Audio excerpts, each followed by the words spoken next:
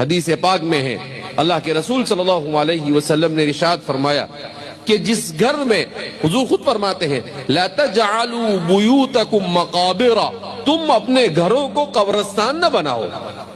تو حضرات صحابہ نے پوچھا اللہ کے رسول صلی اللہ علیہ وسلم گھر کیسے قبرستان بن سکتا ہے؟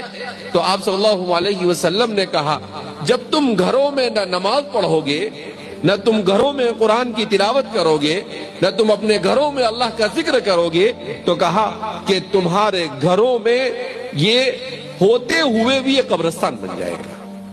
تو قبرستان کا مطلب کیا؟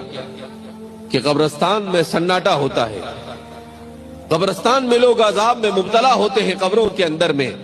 کہا گھر کا ہر فرد اسی طریقے سے اللہ کے عذاب میں مبتلا ہو جاتا ہے۔